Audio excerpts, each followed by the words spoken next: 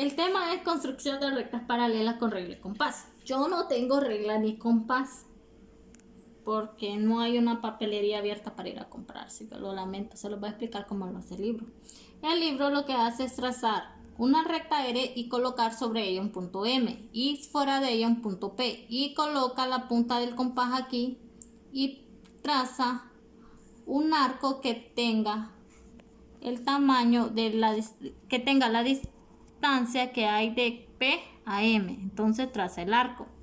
Ahora, después del punto M traza otro arco que interseca la recta R en un punto diferente y ese punto lo llaman R.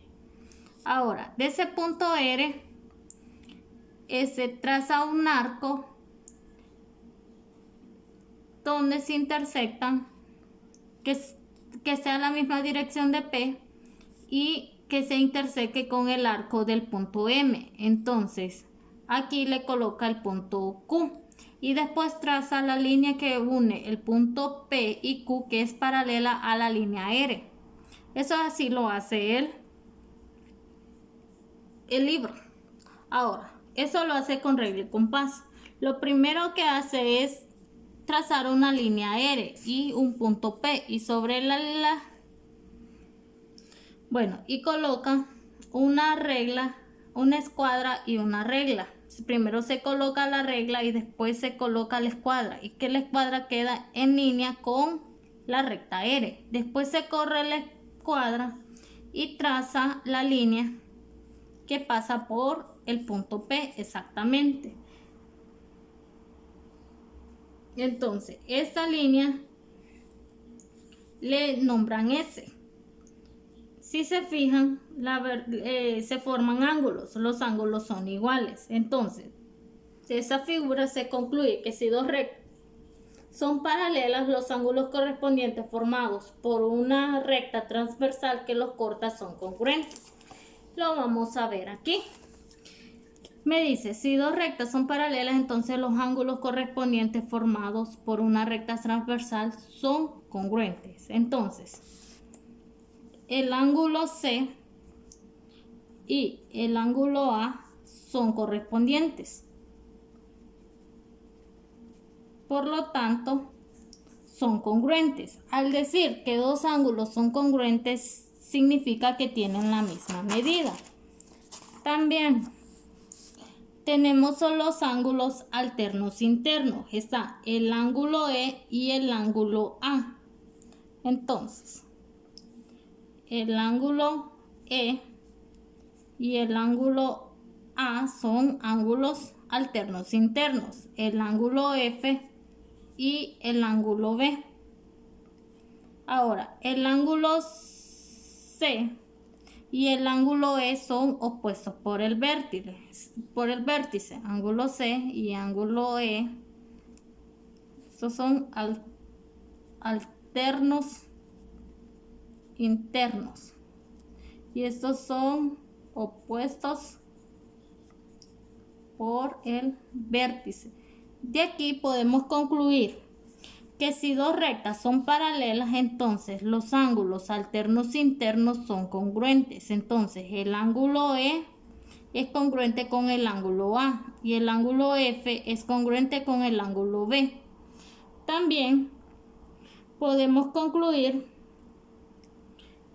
que los ángulos alternos externos son congruentes. Entonces, si yo tengo dos rectas paralelas, entonces los ángulos alternos externos formados por la recta transversal también son congruentes. Entonces, el ángulo C es congruente con el ángulo G y el ángulo D es congruente con el ángulo H. Son ángulos alternos externos. Ahora, el libro plantea encontrar la medida de diferentes ángulos. Entonces, en la figura, la recta R y S son paralelas y T es la transversal que corta a esas dos rectas paralelas.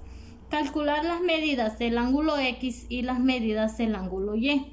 Recuerden que antes vimos como dos definiciones o puntos importantes que debemos de tener en cuenta al momento de calcular esa medida de estos ángulos. Me dan este ángulo. Entonces, ese ángulo de aquí mide 60 que es la misma medida de este ángulo de aquí. ¿Por qué? Porque ambos son ángulos alternos externos, y como antes dijimos que los ángulos alternos externos son congruentes, por lo tanto tienen la misma medida. Entonces la medida del ángulo X es igual a 60. Después dijimos que los ángulos opuestos por el vértice son congruentes, entonces estos dos son congruentes, por lo tanto tienen la misma medida. Entonces la medida del ángulo Y es igual a 60. Estos dos ángulos de aquí son suplementarios porque la suma del ángulo X más la suma del ángulo Z me da 180 grados. Yo conozco cuánto mide X, pero desconozco la medida de Z. Entonces planteo la ecuación X más Y es igual a 180. Sustituyo el valor de X. 60 grados más Z es igual a 180 grados. Ahora despejo para Z. Este 60 está sumando, pasa al otro lado a restar. Z va a ser igual a 180 grados menos 60 grados. Z va a ser igual a 120 grados. Ahí tengo yo las tres medidas. ¿Cómo lo hice? Recordando las definiciones o como puntos importantes que nos da el libro. Después consideramos las rectas paralelas y una recta transversal de la figura de lado. Entonces, si se fijan, el ángulo C con el ángulo A son correspondientes y anteriormente vimos que al ser correspondientes tenían la misma medida. Entonces, la medida del ángulo C más la medida del ángulo B son 180. ¿Por qué? Porque son ángulos internos. Entonces, de ahí podemos concluir que si dos rectas son paralelas, entonces los ángulos internos que se encuentran a un mismo lado de la transversal son suplementarios. Entonces, esos que están al lado izquierdo son suplementarios. Y la suma de esos dos ángulos tiene que ser igual a 180 grados. Lo mismo pasa con estos dos. Son ángulos internos que están al lado derecho de la transversal y la suma de ambos tiene que ser igual a 180.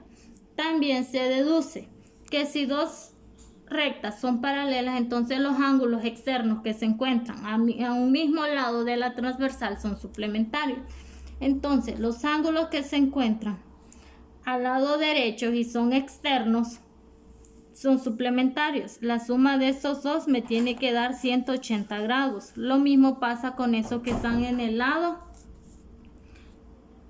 derecho. La suma de esos dos me da 180 grados. Tienen que recordar estos como puntos importantes que nos da el libro para poder calcular las medidas de los ángulos. Ahora vamos con el ejemplo propuesto por el libro. Me dice calcular las medidas de los dos ángulos señalados en la figura de abajo, donde la recta R es paralela con la recta S y está cortado por una transversal.